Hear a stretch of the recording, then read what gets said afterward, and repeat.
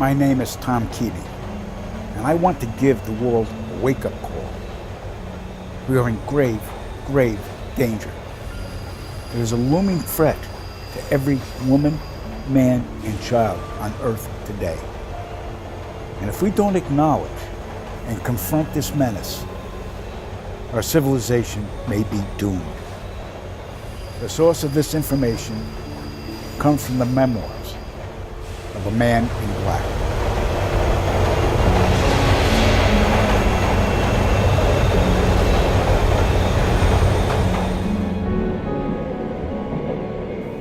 The memoir names names, important people, a lot of them in high-level positions. If they find out about this and my crusade to warn mankind, they're going to do everything they can to stop me from making them public. If the information doesn't get out for the world to see and take seriously, it's going to be too late. All I can tell you is I'm scared to death about it. I love my country. This is my patriotic duty. I've got to do this. And besides, at my age, I've lived most of my life. I can take this chance. The hell with it. My name's Tom Keating, and I'm originally from New York City. I went to Pace University, and after that I spent 4 years in the Marine Corps. I'm a Vietnam vet. Here I am in North Hollywood, and now I'm retired. Joe and I had a lot in common. He was retired, I was retired. We didn't have kids, no close relatives. Now, Joe was a recluse, but even so, he started to open up and confide in me. And I got to thinking of him more as a brother than anything else, and we became kindred spirits. Joe was diagnosed with brain cancer in 2013. Anyway, after he was diagnosed with that, he invites me up to his room, wants to talk to me. I go up there. He starts talking about how he worked for this super secret government agency back 1970s or something like that. He referred to himself as a man in black. Now, I've heard of that, but I didn't know they really existed, but that's what he called himself. And then it hits me. You know what? He's got brain cancer. He's taking all this medication. That's what's doing it, okay? He can't be in his right mind. He's delusional about this stuff. So the next thing I know, he pulls out this drawer. He sets all these documents and letters and paperwork in there. I'm looking at this, and I know this is the real deal. It's not fabricated. I dealt with this stuff when I was in the military. That's what I did. He's not making this up. I need to get more information. I need to find out what's going on with this, because it was unbelievable what he was telling me. As a result of the cancer, Joe decided to write a memoir. As he said it, because he was having a crisis of conscience. He felt it was his duty and obligation to expose the fact that the human race was in great peril and danger because of what the government is doing.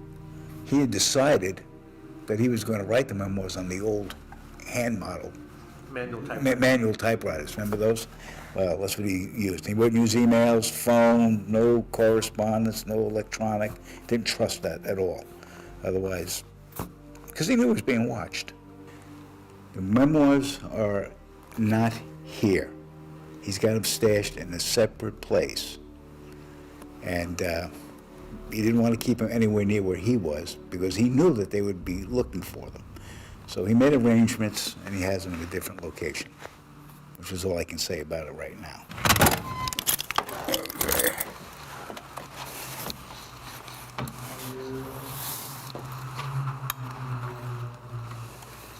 So tell me about what this is. Okay. Joe has a storage facility, but his memoirs are not in his storage. It's been searched thoroughly. It has not. When Joe died, I came down, and here you see, nothing here, gone. But I know the memoirs weren't there. Where are the memoirs now? Well, I'm not going to be able to, I can't tell you that. Until I get a little bit better, make sure you're right, and then we can talk about that a little bit more. But in the meantime, and that's also for your protection, by the way, as well as mine. If you know where they are, guess what? They're going to be after you, even if you're not. And they know Joe and I were tight. They know we talked a lot. So they're going to put two and two together, I think. I don't have the training and the knowledge like Joe had. I'm just a regular civilian. I don't know. I walk down the street and everybody looks the same to me. I don't know. Well, I was supposed to meet Joe for lunch. He didn't show up. I called him, texted him, No answer. That's not like Joe, okay? He's always on time, prompt.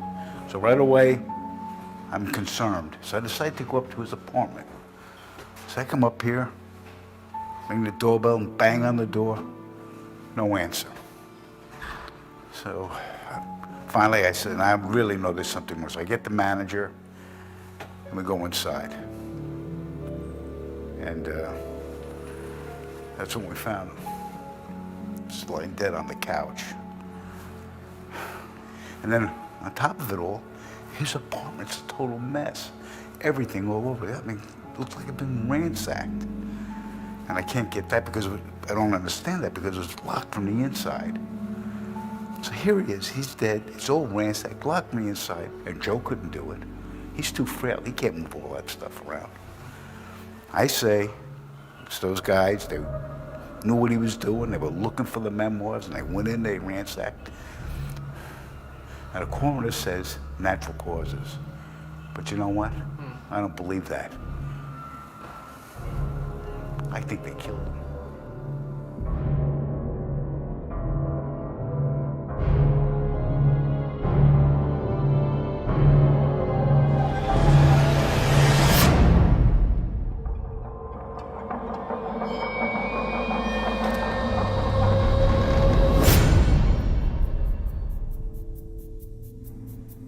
I don't feel safe anymore.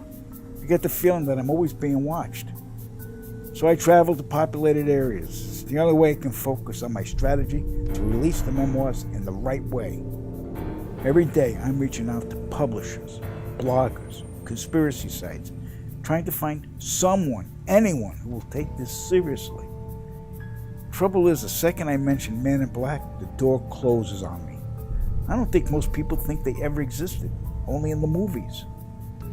I'm getting desperate. I feel the walls closing in on me. If I'm going to do this, I got to do it fast.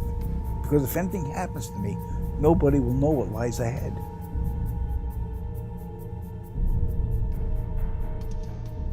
Okay, I gotta get this place cleaned up. She's coming over. Anne's the one I told you about.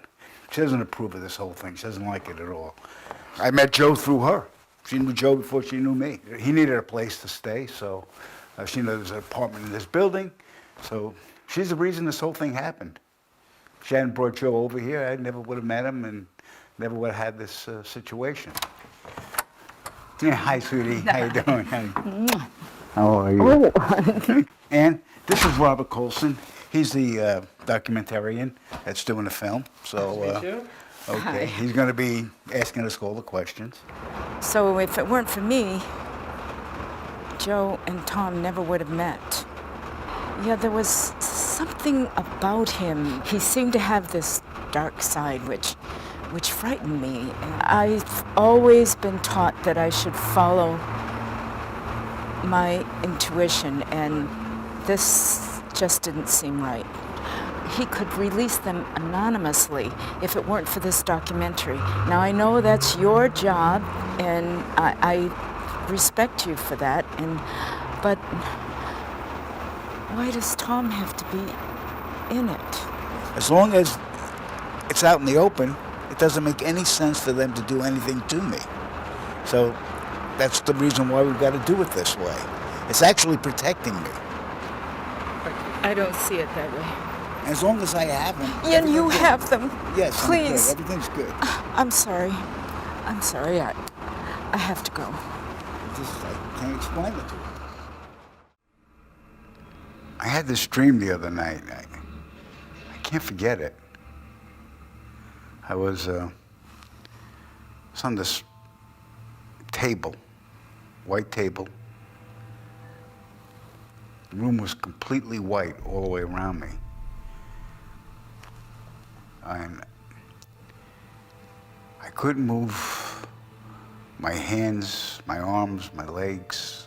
I felt paralyzed. I just couldn't move. I'm just lying there, this white room. And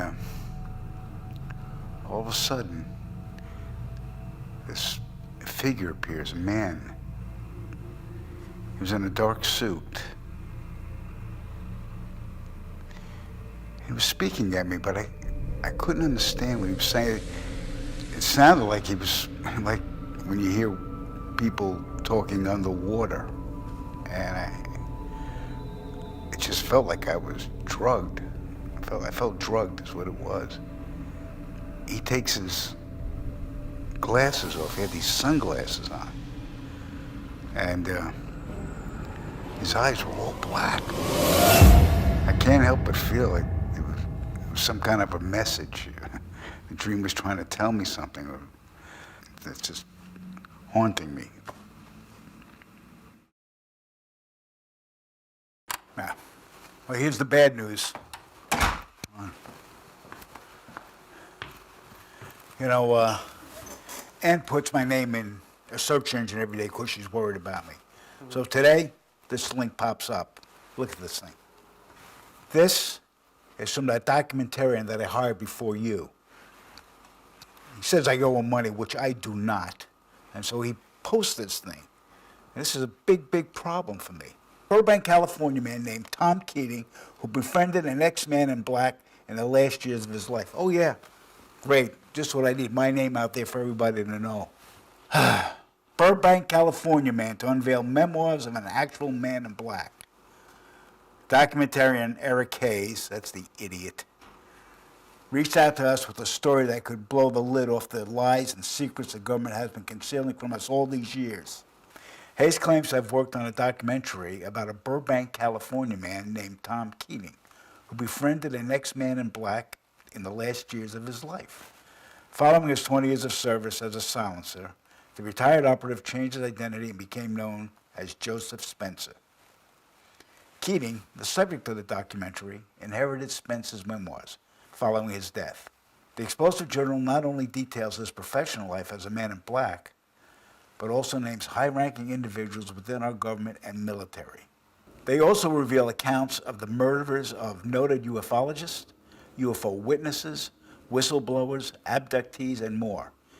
Hayes claims that the most shocking aspect of the memoirs is the revelation of the genocidal global cleansing that has already gone into effect, courtesy of the United States government and an elite secret society that rules every aspect of human existence. Hayes saw the memoirs firsthand and is convinced they are real. The real question to be asked is not when Keating will release this holy grail of conspiracy disclosure, but rather why he hasn't done so already. Why don't they just sign my death warrant? I mean, now everybody's going to know who I am, and these men in black pals of Joe's are going to come after me, I bet you. So I don't know what to do now. I think I should just send the memoirs to these guys and let them just go ahead and publish them and just be done with it. And once they're out, I'm good. I'm fine. I don't have to worry about it. See, who are these guys? Top Secret Exposed.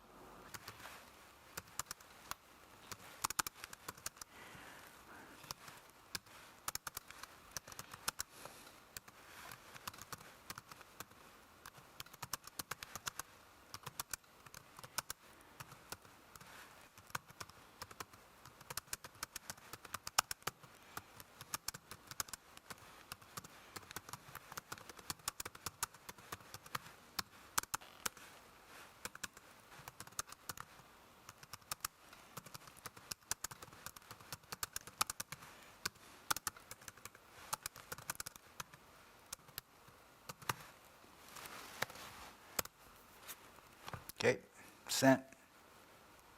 See what happens. I'm going to make 2 copies of the memoirs. I'm going to send one to my friend in Colorado Springs. And I'm doing that because I want somebody else to have a set besides me. Just as a little bit of an insurance, a backup if something happens. Yeah, and besides, nobody knows I'm sending it, so it'll just be between me and him. And this plan should work. And another reason why I'm doing this is because that site that posted that article about me, well, I sent them memoirs, and I thought for sure that they would publish them. I haven't heard a word from them, so I don't know what's going on with them. And not only that, I sent them to 2 other sites. Another site, I haven't heard anything from them either. Another site sent me a 1-word answer, fake.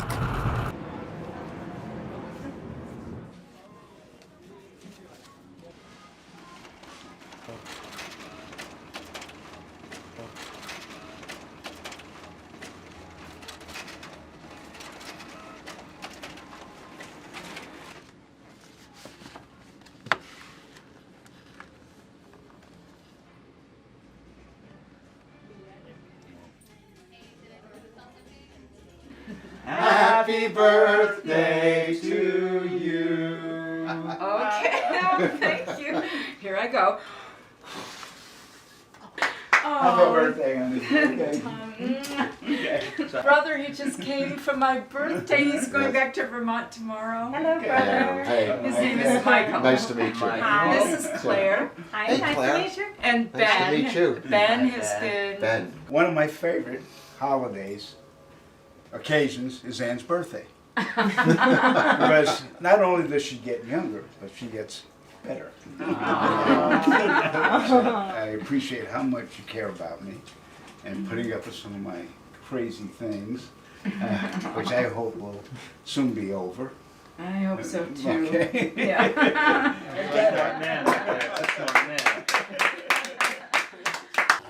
Thank you very Uh-huh. much. I better stick with coffee because I think this Happy is. birthday. You're an inspiration. Cake? Always a good time. Always time for cake. This cake Not looks today. like it has every bit of gluten in it. Yeah. Okay. Oh, what- Oh, Happy Tom, birthday. what's? Oh,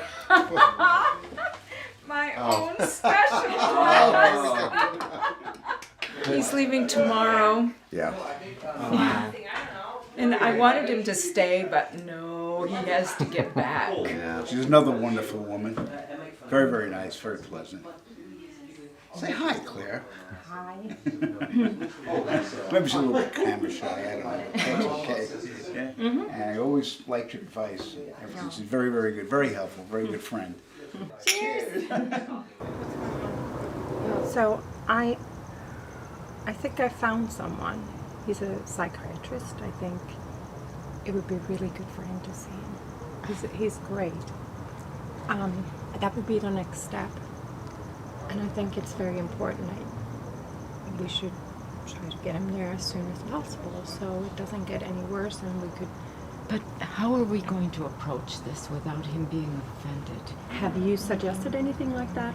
Him seeing anybody before? I've tried, but you know, it's like beating around the bush. Okay. I haven't come right on and said, I think you need this. In our relationship, I'm not a medical professional. Yeah. I'm an English Yeah. professor, you know. Uh-huh. He thinks he's going to save the world. I just don't know what to do. He seems to be getting worse. And I know the psychiatrist would be great if you could take him there because he really needs to go. But how do I approach it? Well, have you suggested anything like this before? Oh no, I can't do that. Does he get defensive? Or? He just would think that I think he's crazy, and, Okay. and I don't think he's crazy. I just I know. think I understand. Well, would you mind if I talk to him? oh, that would be wonderful. Yeah? Yes. Okay. Well, it's when a person, sometimes due to an injury or trauma, believes that someone is following them, or it could be even that they think that someone is in love with them, or that someone is there to harm someone who they love or care about. And usually it's either exaggerated, like seriously exaggerated, or untrue. It worries me a little bit, this documentary, that you're following him around and he's a delusional man. I'm worried about him. And I wouldn't want to use someone who's ill for anybody's entertainment. Each of my students, and I know what they need to do. And if a child is really working and struggling, then I accept that they're doing their A best. little more leeway. Yes, but if they're extremely gifted and just sliding through, then I push them. But that's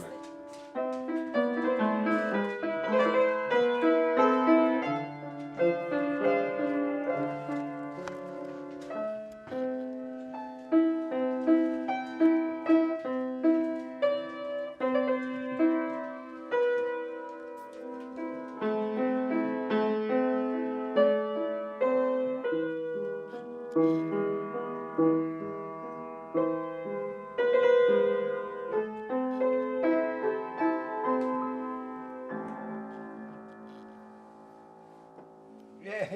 All right. Beautiful. Beautiful. Okay, great. Wonderful. Yeah, and you saw the latest recidivism report, right, on CNN, that the bombings going on over there, right? And I mean, okay, it's a little nuts, but if you think about it, if they're out there and the drone strikes are going on, and we know we're 3,000 miles away, we don't know what's happening. Yeah. Who knows what's happening here? So we don't care over here. So you don't know what's going on right above the house, right? It's 100 miles above. It could be could be microphones picking up what we're talking about. So I'm sorry. I didn't mean anything by it. It was the dog. It really was the dog. Oh, yeah, it was the dog. Who knows who That's he's right. reporting to, right? Yeah. I mean, he could. Yeah, listen, it's not funny, you know. The government really does stuff like this. You guys just don't really understand, okay? No, I of mean, course they do. if you only really knew what's going on, you don't really know, okay? And we're all in very grave danger. This is not a joke. You don't understand what this government is doing. If you only knew. Come on, sweetie. Sorry, I didn't mean anything It's by it. okay. He's just tired. It's sorry. It's been a really long day. It's late, and right. He had some wine. Yeah, you well, know. Yeah. just- You know, some people get cranky sometimes. about Okay, it. he's all right though. I didn't Yeah, know yeah, it he's said fine. He's anything. fine.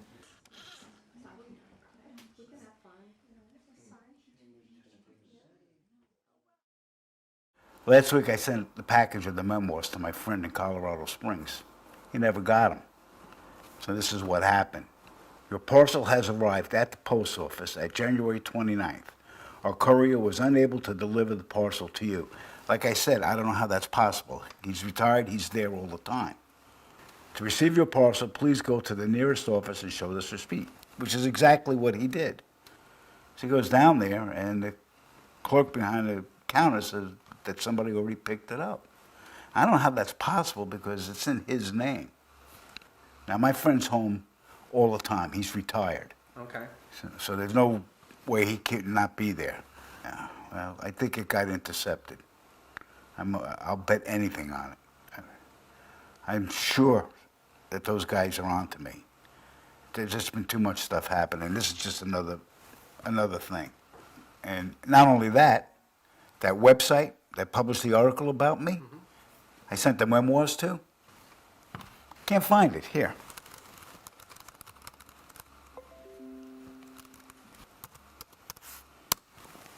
See? That's the site. See what happens? It's not there anymore. I sent them the memoirs. Now I can't find them. I don't know. There's just another sign of what's going on. There's somebody hanging out on the corner over here watching me all the time. Knocking on my door, I get phone calls, strange noises, you name it. Nothing I do seems to work. And they seem like they know exactly what I'm going to do, when I'm going to do it, and they stop it somehow. Like Joe told me, I mean, these guys can do anything. They got all sorts of money, they got all sorts of equipment, sophisticated technology that we don't know anything about. And some of the stuff I read in their memoirs, it's entirely possible. I don't know, maybe Ann's right. Maybe I'm just batting my head against the wall. But I can't quit now. I'm too far in. So I'm going to send it to you again, but I'm just going to bet the same thing is going to happen.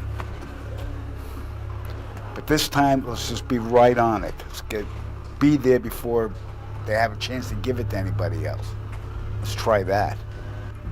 All right, thanks. All right, Jim. All right, see you later. Now I got to worry about him. Because if they know he's going to get it,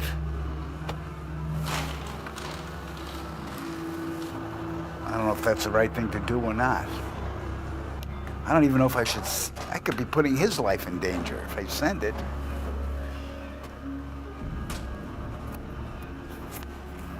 I don't know what else to do. Okay, so I'm typing in the tracking number. So let's see if I can find out any more information on what happened to this package. Okay, 639. Okay, 639. Enter. The tracking number you entered is invalid. Please correct it and retry. 639, 639. Okay. Nope. Invalid. No good. So the reason I'm here right now is because your friend Claire stopped by my studio yesterday. The gal I met at the birthday party. Yeah. And she wanted to be on camera talking about you and her concerns and a few other things, which I think you need to see. Yeah, well, she wants me to go to a doctor. She thinks I need a psychiatrist, which I am not going to do. Right. She's got Ann involved in this too. Yeah, well, let me play the video for you. Here we go. It's apparent that he's become increasingly more unstable and paranoid. She's talking about me? And I'm sure Yep. you know. And I suggested he go to this doctor I know who's happy to help him, who would really be useful for him. Yeah. And he doesn't want any help. He's in total denial about don't need it, his Claire. own state. And I mean, I'm just, both me and Anne are just very worried that what if he has a mental collapse?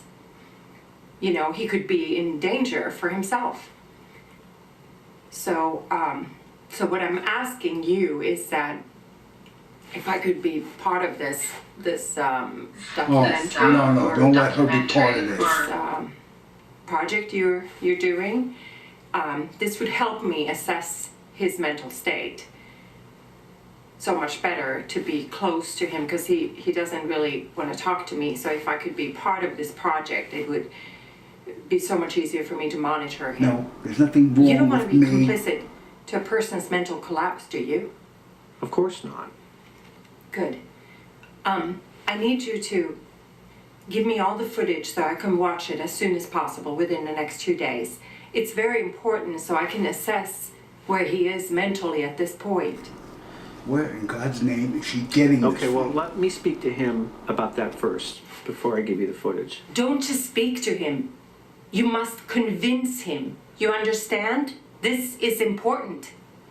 Now, the second reason I'm here, I just wanted to ask you, throughout this whole process you've been working with Tom, has there been ever any concrete evidence that any of this is true? Oh, this is getting better all the time. Not exactly. That's what I thought.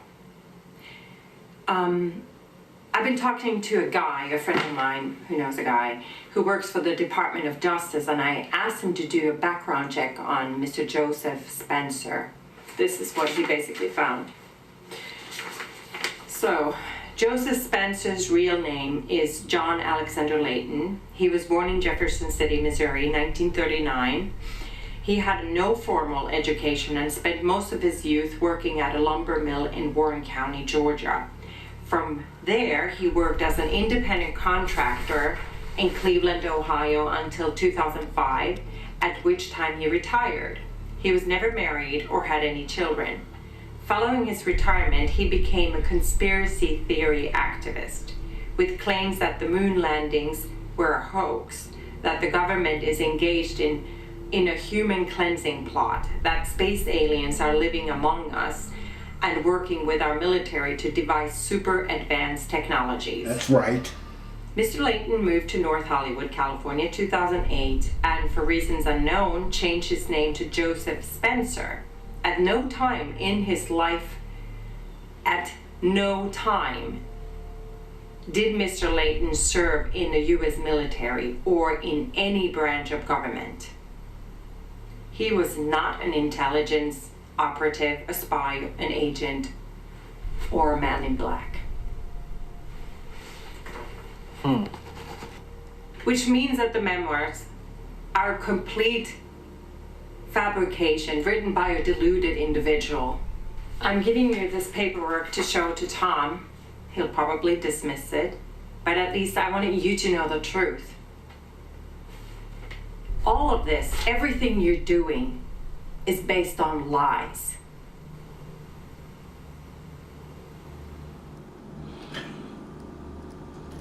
So this is the background report she gave me to give you, and I think you need to look at that and tell me what you think.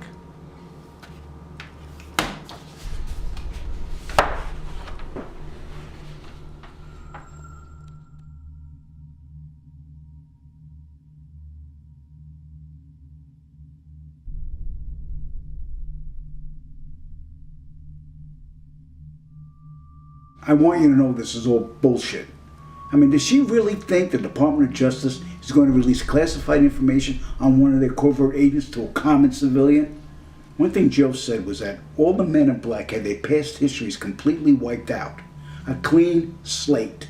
His bogus report proves that. I mean, Claire is so naive. I was in the military. I saw classified documents, reports, communications. Joe had all of those in his possession. I mean, this guy could describe the innermost workings of above top secret operations. He drew underground bases, secret departments within NASA, sub-basements at the Pentagon, and I'm supposed to believe some common everyday schmuck working at the lumber mill or an independent contractor working for a cement company could know all this? Come on. That's the bullshit. Yeah, I saw your little interview and I'm very upset. There's nothing wrong with me. I'm as sane now as I've ever been, and I resent the accusation. I don't like you feeding that crap to Anne. I don't care what you think, Claire. I want you to leave me alone, and I want you to stay away from Anne. You know, she hasn't returned any of my calls lately, and I'm guessing it's because of you. And no more speaking to Robert. He works for me, got it? That's all I have to say. Goodbye.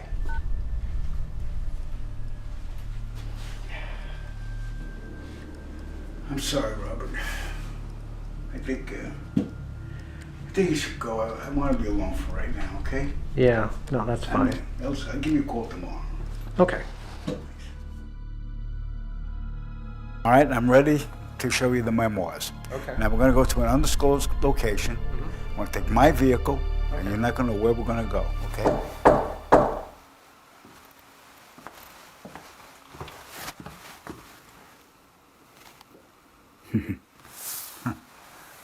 Look at this.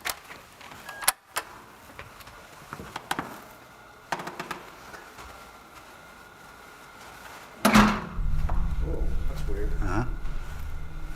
It's the second time that's happened. Nobody. No one?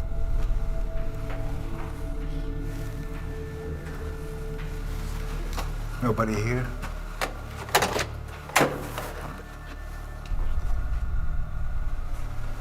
Now, how could they knock that fast and disappear like that?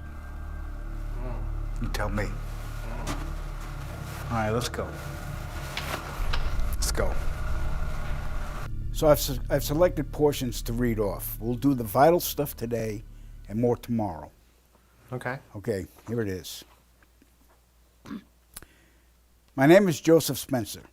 From May 1970 to October 1997, I served the United States government as a top secret operative, but not in a category that is commonly known or understood.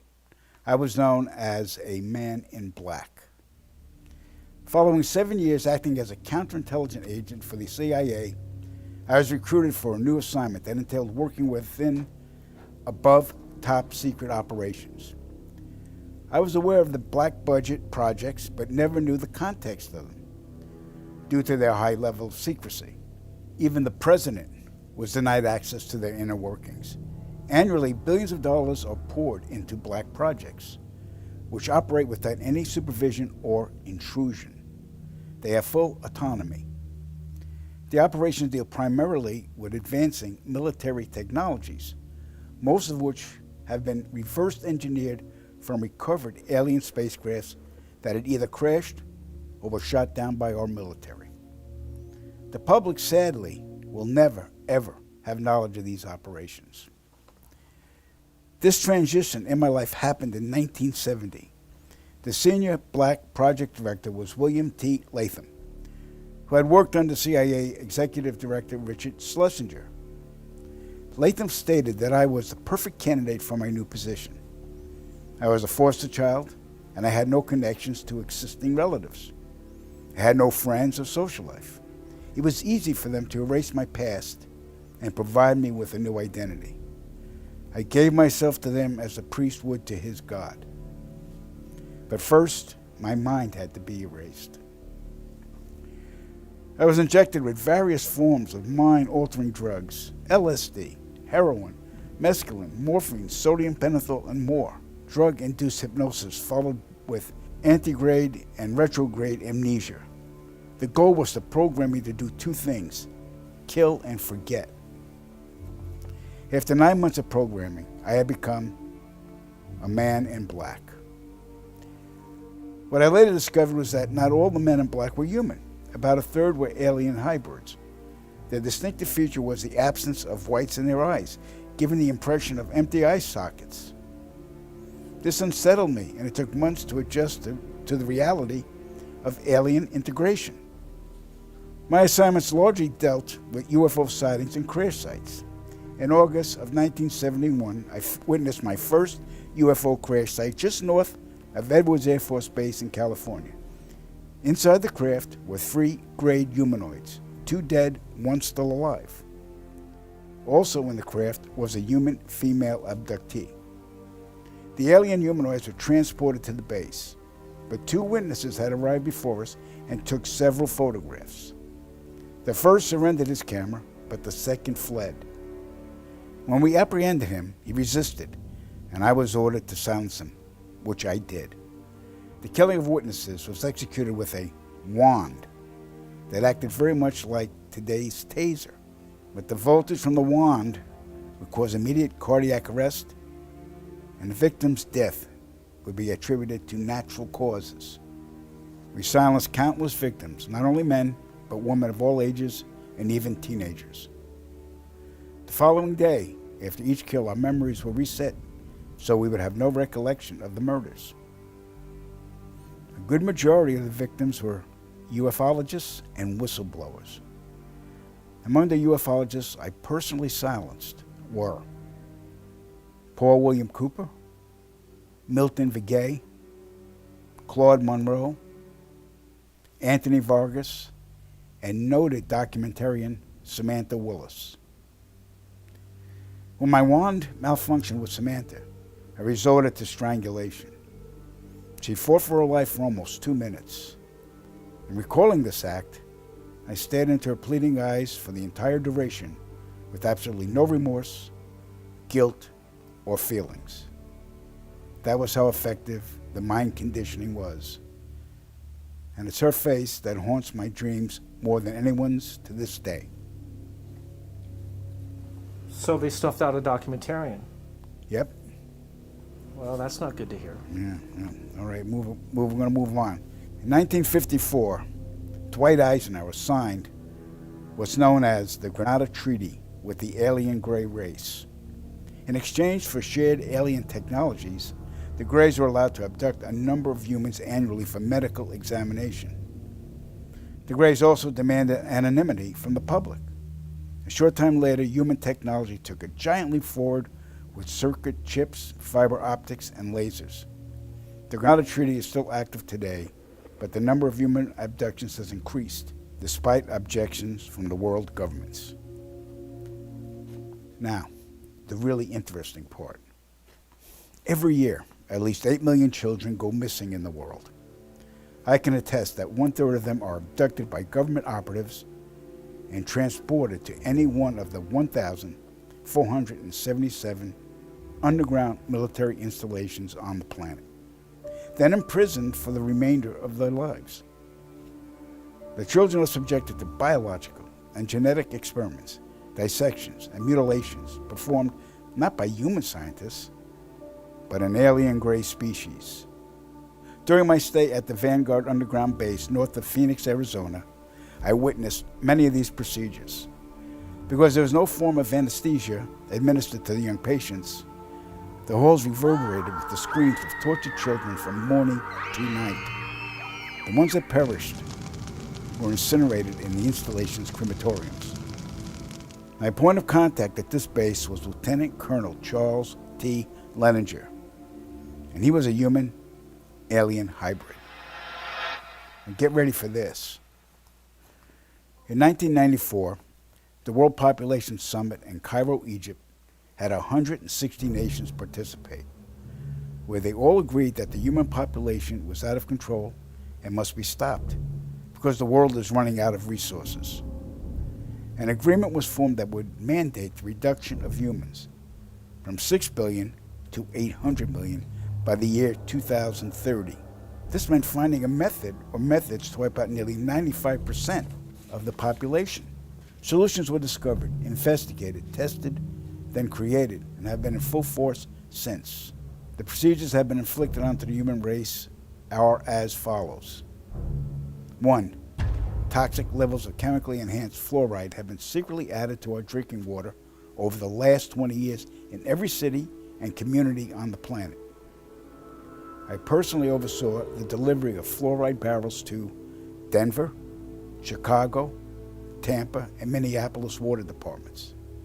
The adverse effects of fluoride poisoning to the human body are numerous and debilitating.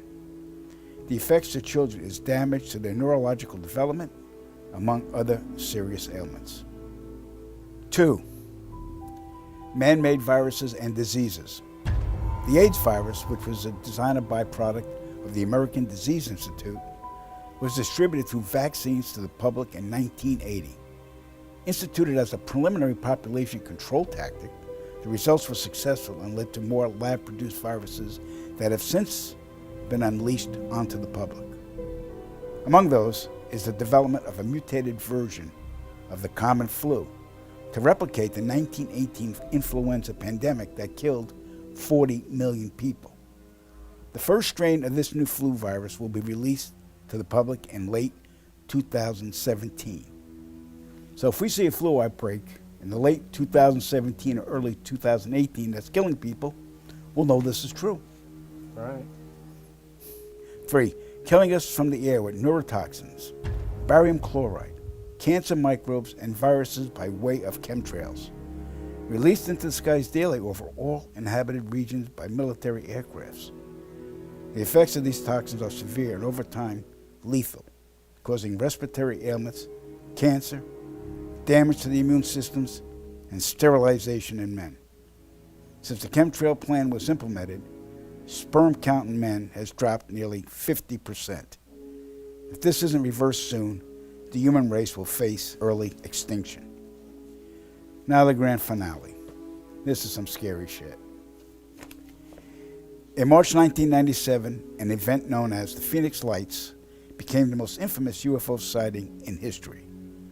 A mile-wide vessel, clearly not man-made, flew slowly and silently over the state of Arizona and was witnessed by 10,000 people, including the governor of Arizona. To date, there has been no reasonable explanation. But for every witness interviewed, the craft was as real as anything they'd ever seen. Their lives were transformed. They now believe that we truly are not alone. However, there is another truth, for I know what they really saw. In 1986, while stationed at an underground installation near Boulder, Colorado, I was introduced to Project Skybeam by Lieutenant General Andrew Garris. I was then led down a corridor and into a large hangar where a stealth bomber hovered only 20 feet above me. I stood there confused. Then Garris looked over at me and smiled, then asked if I was certain of what I was seeing. I replied, of course. What else could it be? I was then shocked to find out that this wasn't a real craft.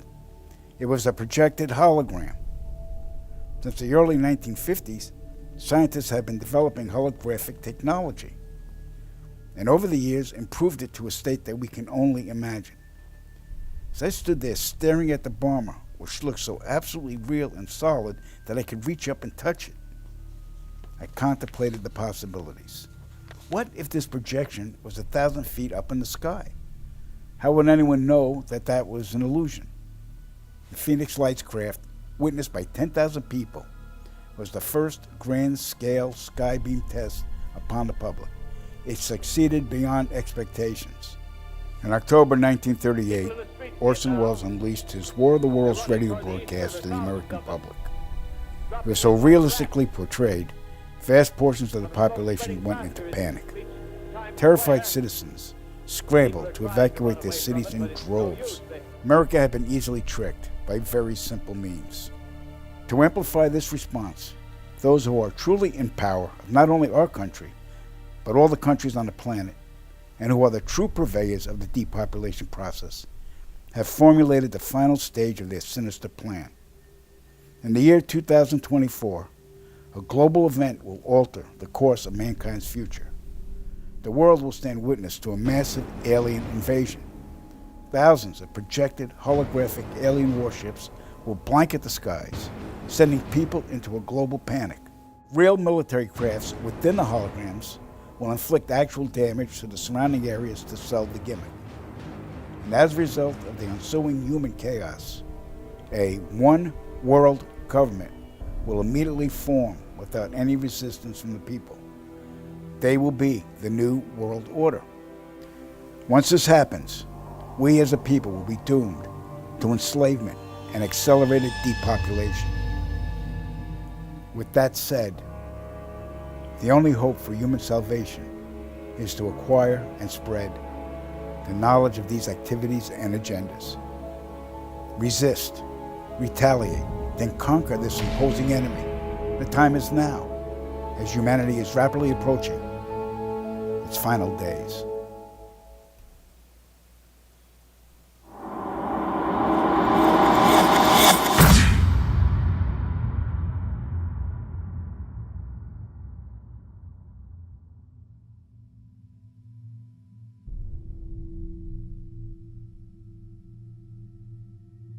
The knowledge of what's coming is taking its toll on me. I see all of these people living their lives, enjoying themselves, planning their futures, oblivious to the fact that it's all going to end soon. Here I am at a park where children are playing, and in the skies above, I can see the chemtrails, poisoning the air and slowly killing us all in plain sight. I've never felt so helpless.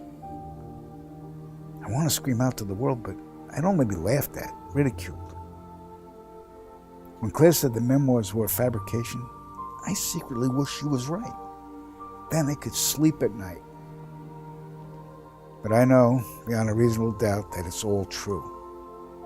That Joe was being completely forthright. I saw it in his eyes. I heard the tremor in his voice when he spoke about it. It didn't come off as an admission. It was more of a deeply concerned confession. He was scared for us all. And that says a lot, coming from a man who was a government assassin. All right. Well, I can't get a hold of Ann. She's not answering her phone. None of my texts, emails, nothing's being answered. Even her sister lives in Utah, though, but she's been trying to reach her. No calls, no nothing.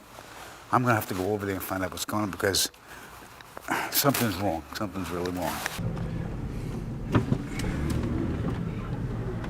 The car's here. What the heck?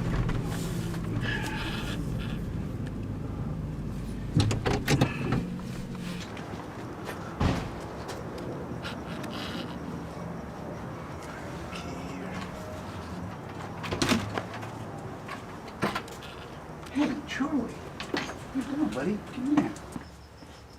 Where's Mommy? Huh? Ann?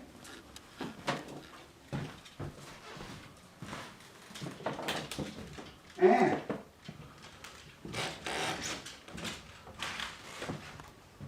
Ann?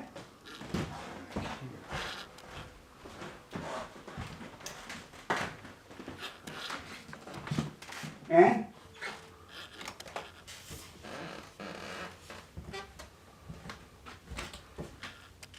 Bed hasn't been slept in.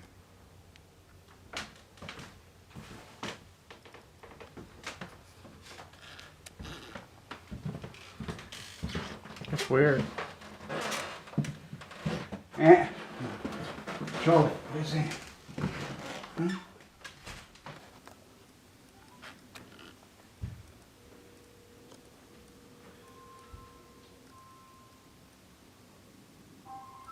The phone. Oh, it's ringing from the.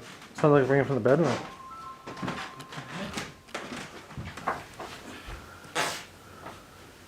This is her phone.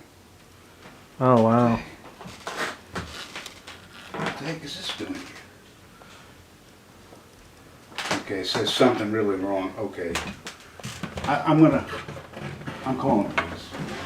I'm calling police because File a missing persons report. Yeah. Wow. 911. I've called police are on their way. This poor dog hasn't eaten in days. Have you, Charlie? Well, come on, let's go. Okay. Oh, come on. Oh, man. They're on their way. Police are on their way. Over here.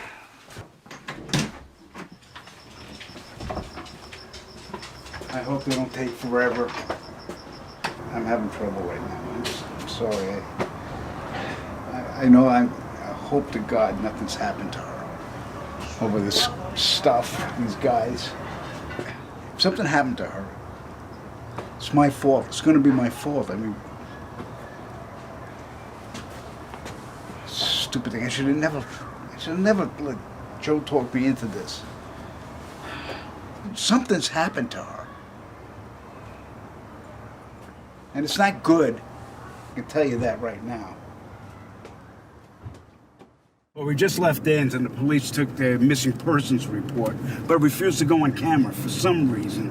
Yeah. Go ahead, tell them what they did. Well, as soon as they got there, they saw me with the camera and they walked over and told me to stop filming. And then they made me erase the shots I did of them and watched me do it on the spot. Well, I don't know about you, but I got a weird vibe from them. And did you notice when they first got there, the officer referred to me as Mr. Keating? How did he know my last name? Yeah, that's I only right. gave my first name to the 911 operator. Yeah.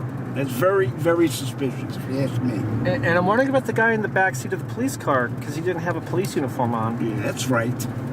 I couldn't get a clear look at him, but he was not in a police uniform and he was definitely watching us. Yeah. So what are you seeing? I think we're being followed. Really?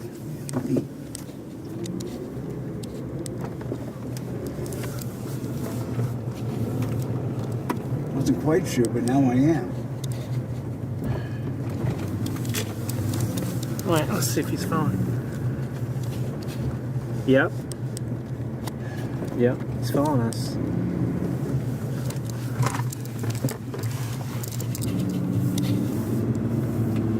See? There he is. I think he's been following since we left Dan's. Why? See? Yep. There he is. You know what?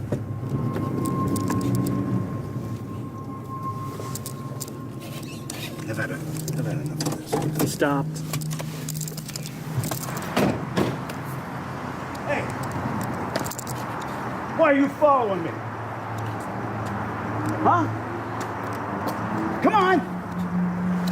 Hey, come here! What are you doing? Son of a... I bet anything he knows what happened to Ann. Pissed me off, that son of a bitch. Wow. Fed up with this crap.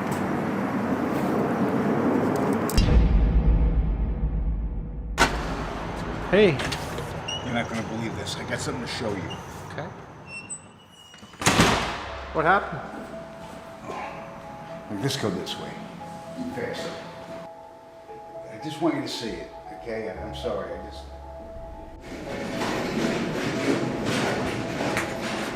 Well, it ain't good.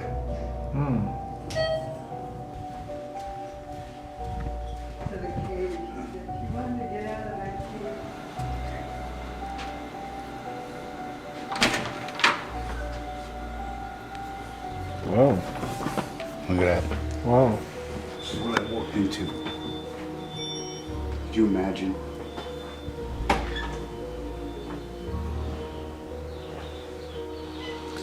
Wow. Your place got ransacked.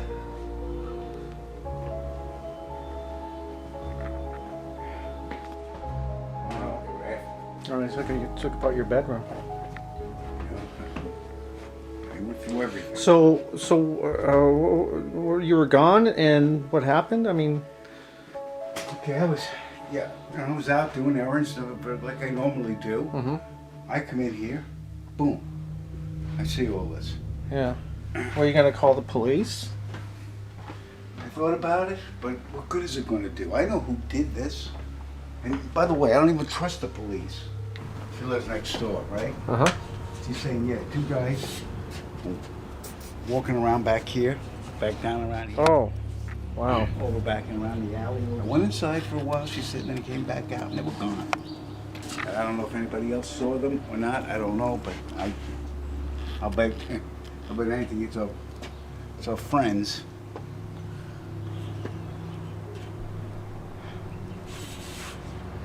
I can't stay here another minute.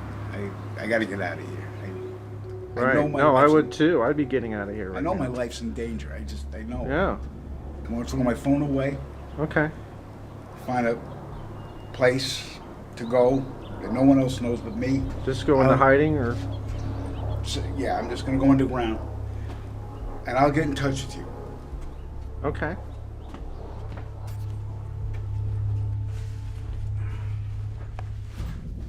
I wonder how they got in here.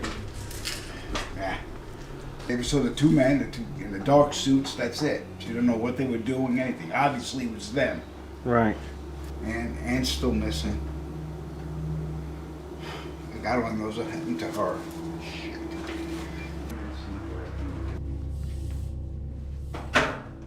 There's no sense in taking a chance. No sense in and staying here, and for what reason?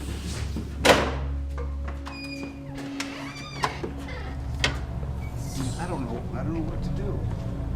I think you're doing the right thing. I think just going into hiding and just laying low. Just gotta think about it. Think of something.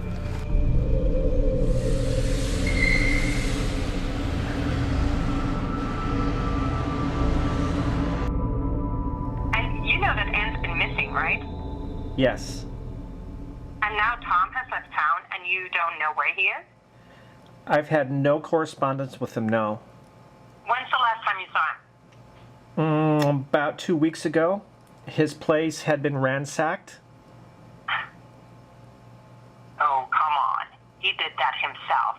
Either out of his own delusion or a stupid ploy to convince everyone why he had to leave because his life was in danger, right? That's how I understood it. Well, just so you know, I had to tell the police about Tom's mental condition, and now it's very likely that he'll be the primary suspect in Anne's disappearance. So it's very important that we find out where Tom is. So who do I contact if I hear from him? Just call me as soon as you do. I have daily communication with the lead investigator. Okay. Robert, you do understand that if you're concealing his whereabouts and not telling me what else you know, that you're an accomplice to a very serious crime. I wouldn't want to see you go to prison over this, because that is what will happen if you're lying. I'll be expecting your call. Goodbye.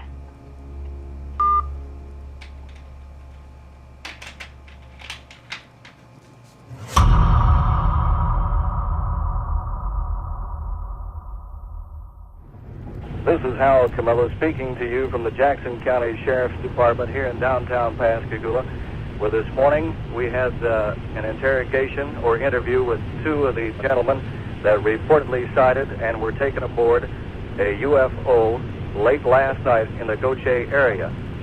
It landed approximately 2 feet off the ground and never touched the ground, and two creatures came out and carried the men aboard. Regarding the truthfulness of his statement that he saw a spaceship, 3 space creatures, and was taken to this spaceship on October 11, 1973.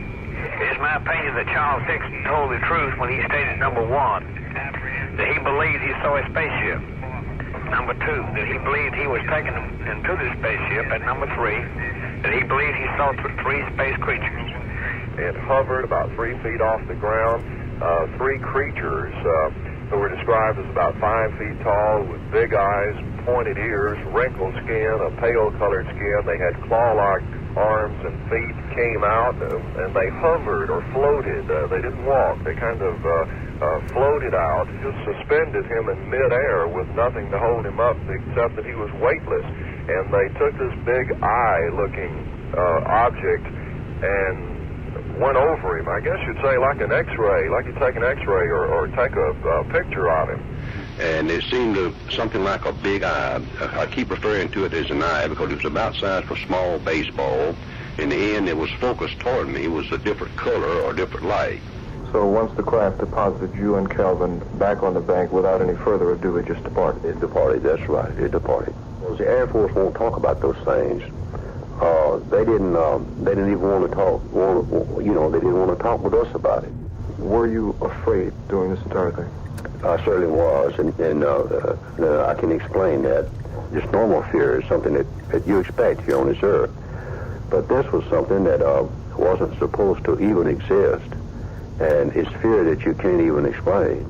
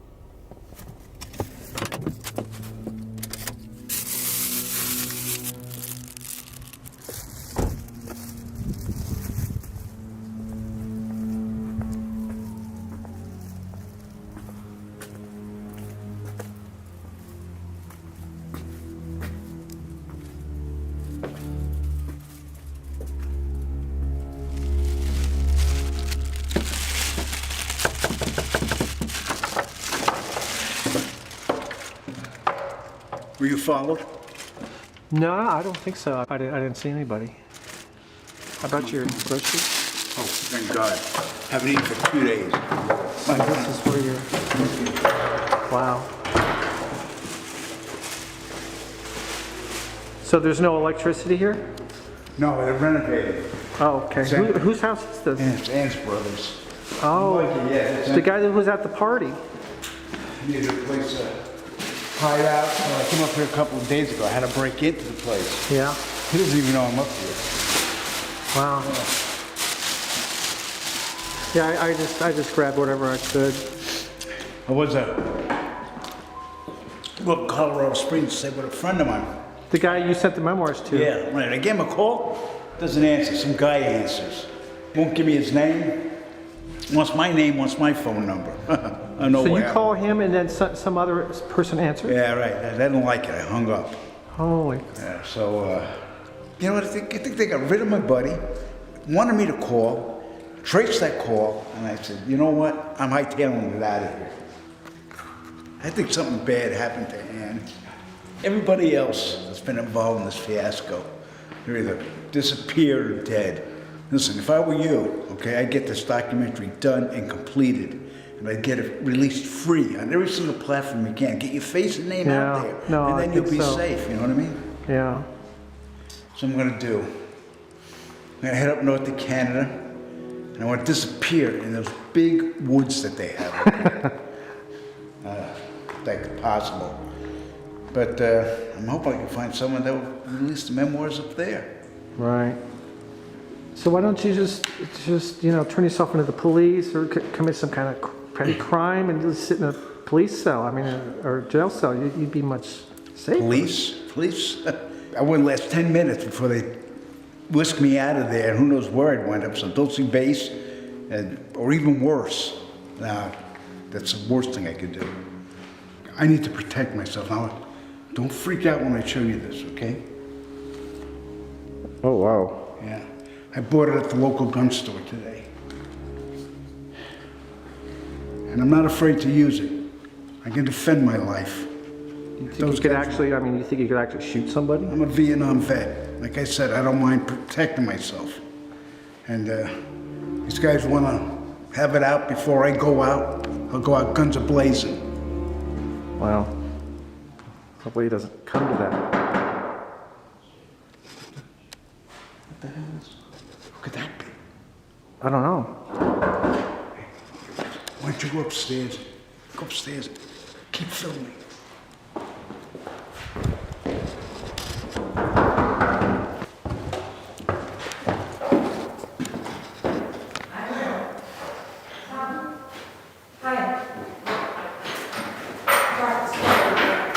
I need to talk to you. What are you doing here? I need to talk to you about Cam. How did you know I was here? I followed Robert. Oh, great. So where's Anne? That's a good question. I have no idea. I've been looking for forever. Listen, you have to come with me. Are you crazy? This guy's out there trying to kill me. No, but if you don't leave, you're gonna be in trouble. Don't you understand? Hiding here will make you look guilty. Guilty of Where's what? Anne? I didn't do anything to Ann. I'm trying to save my life. That guy's everything. Listen, it's very important that you trust me now.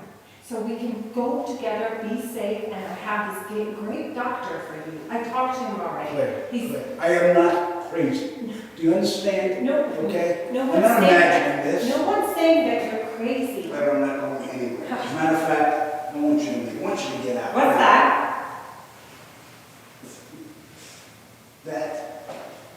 That is a world-famous memoir that everybody's been talking about. What's it to you? Oh, shit.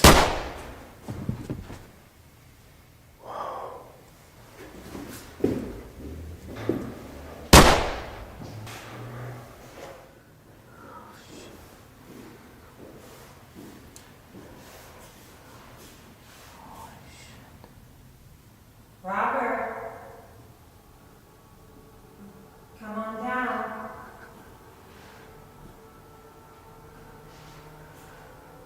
I know you're there. Robert? You're gonna make me come up? Fine.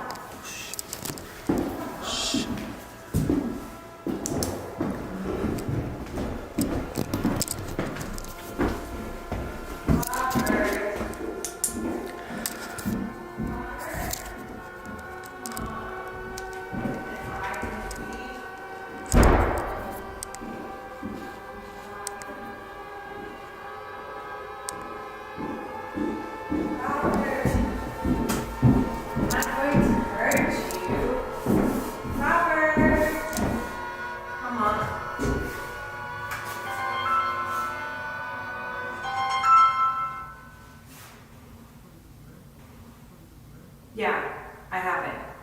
I'll come down and open the door.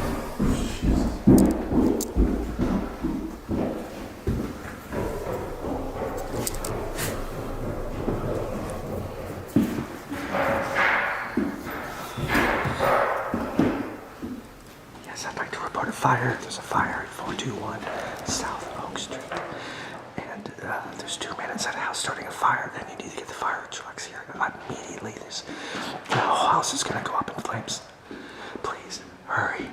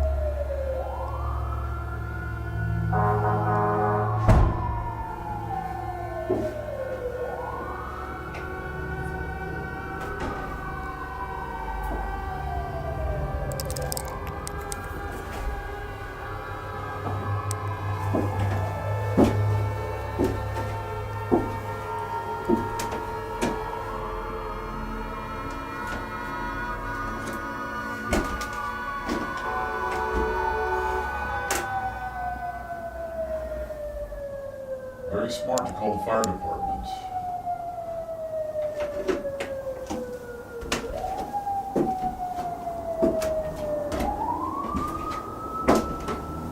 We were at your place today. We confiscated your computer, your external drives. We have everything. There's nowhere you can run, nowhere you can hide. We will find you. I'll take that.